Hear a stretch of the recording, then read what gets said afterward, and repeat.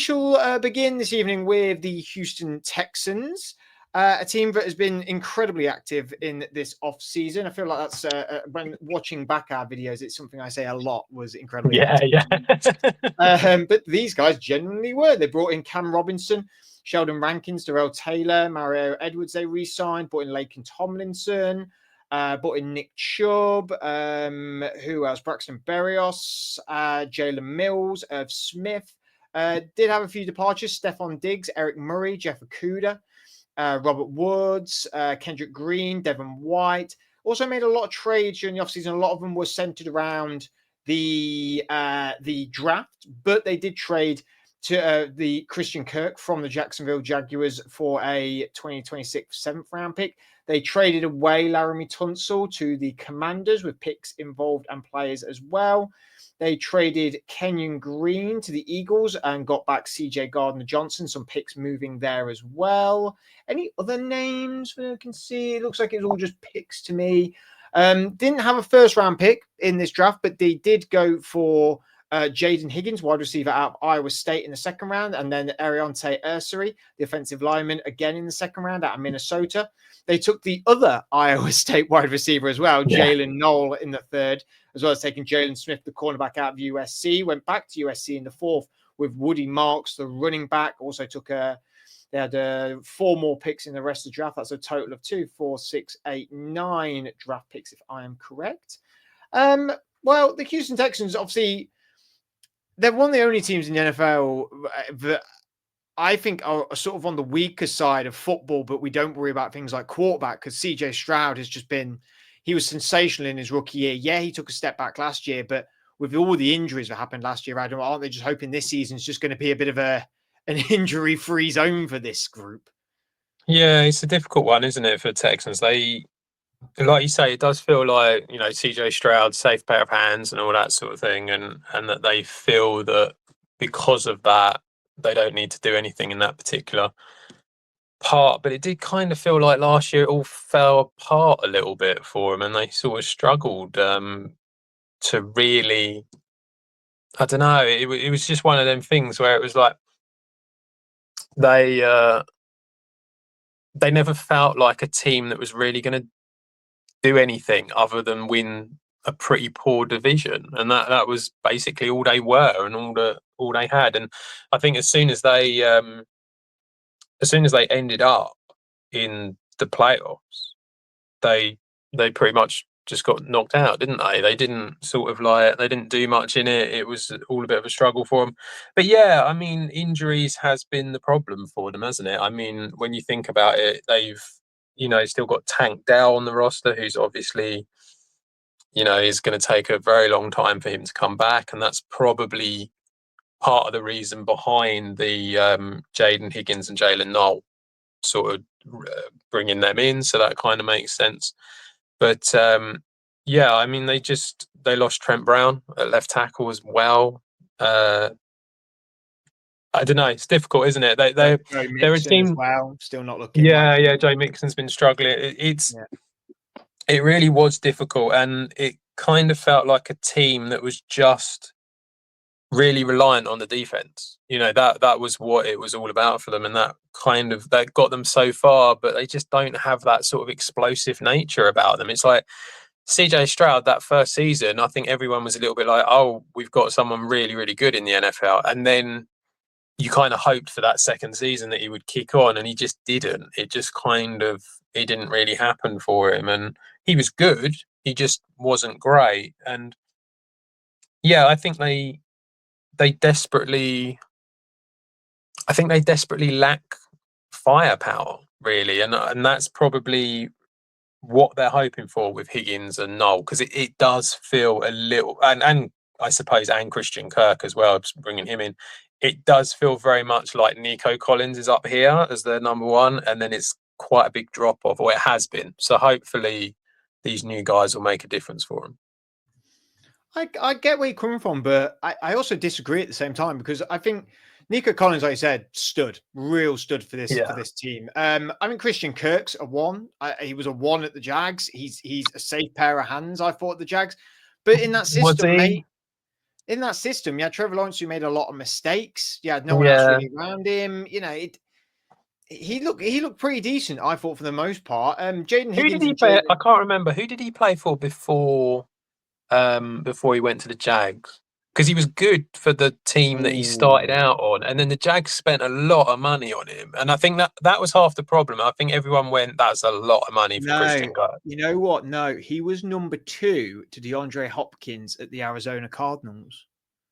Yes, and he was good.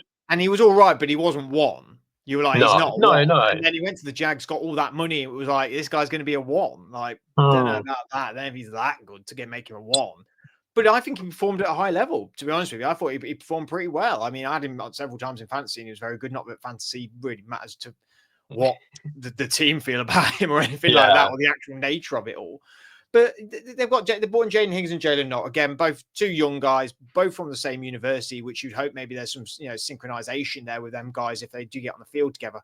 Again, really screwed over a lot of fantasy football players for earmarking them 2 guys as being a bit of a success in the NFL. But Tank Dell, yeah, unfortunately, he's not going to be back. I think he might be missing this season as well. I yeah, may be pretty much. missing Yeah, Justin Watson's a pretty decent depth pick from Kansas City, from Kansas City. And then when you look at their running back room, yeah, Joe Mixon is injured currently, but when he was playing, man, was he good. Man, was he doing well for them. I mean, and Nick Chubb, okay, injury prone, but again, yeah, he's not seeing the field enough. He's not at his peak anymore. But he's a decent player, still a decent player. Damian Pierce, I'm a lot higher on than a lot of people. I don't think he's great, but I think he works as a solid 2. I think he's a downhill runner. Like, that's what he is. They've not really got, Mixon, Chubb, Pierce aren't exactly finesse running backs, are they? They're ground and pound running backs. And that, yeah. I mean, hamstring a Woody bit. Marks should be good for him. Like, he's a bit more of a finesse running back that they brought in. Oh, is it? Yeah. So they drafted him in round 4. So he would be a Mm. little bit more of that sort of thing. But again,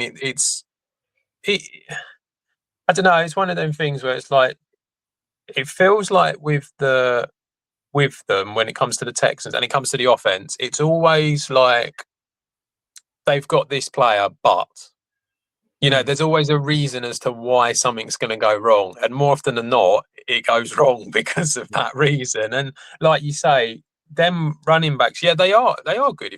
Joe Mixon's great, if you can keep him fit, then brilliant. But you can't keep him fit. And Nick Chubb, I don't know, Chubb wasn't too bad for injuries. He just had a really bad one as a knee. It's the same knee, isn't it? Twice Yeah. now that's happened, and you just sort of think that's just kind of unfortunate.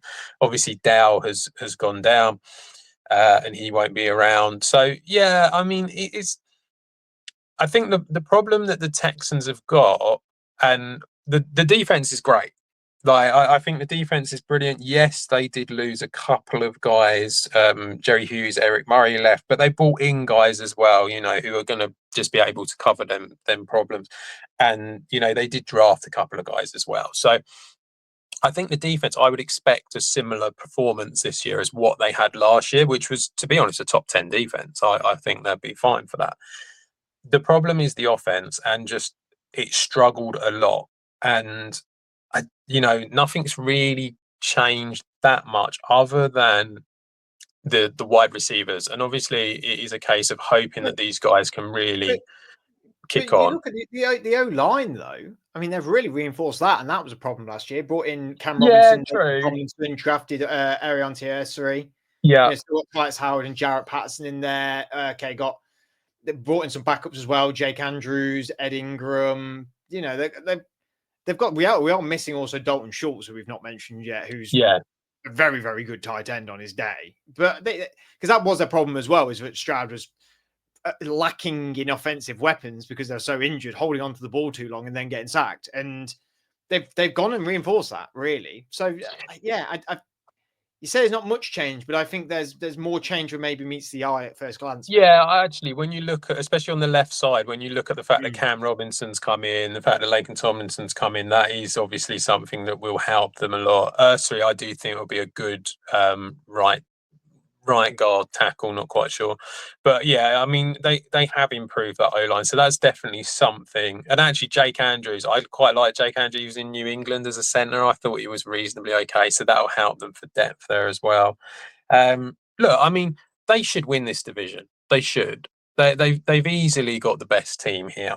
And I think when I say I don't know what it is about them. I just have this feeling that it's like, yes, they're good. They will win the division. They will do it relatively easily. I believe, but and it's always the same. It's like everything with the Texans. There's always a but with them. It's like they've got to beat one of the Ravens, the Bills, the Chiefs, and I'm not taking them against any of them. That's the problem. No, I completely agree. I won't back at them against any of them, really. And No. I think it's almost like they're the reverse Bengals. I think they will Yeah, a little bit. Yeah. stop a lot of points. They will keep games really close, but their offense will not be. I don't think it'll be crazy productive. You know, like I think there's some guys on. There's some guys on the Bengals defense. I don't know. And there's some guys on the offense for the Texans, but I can't see them blowing up the scoreboard. But I can see them definitely shutting down a lot of teams. So that's maybe their game plan. And DeMeco Ryans, is credit to him, came from the 49ers. He has built a really good defense. They've done very well at reinforcing it. They've got some great names on that defense. So Derek Stingley, Al Shahir. Yeah. I feel like I haven't said that correctly though. Did I say correctly? Al-Shahir, yeah, Aziz Al-Shahir, is because I'm thinking of Aziz within his full name, which is his name. Weirdly enough, Will Anderson, obviously as well. Daniil Hunter, like they have really enforced it well. Oh yeah. It's just that it really is just kind of like it sounds like I'm being down on them when I'm not really. I suppose I am a little bit, but it's like it's that thing where it's like you want them to sort of kick on now and really push on. And it feels like to me the goal for this team should be getting in the AFC Championship game. That's what it should be.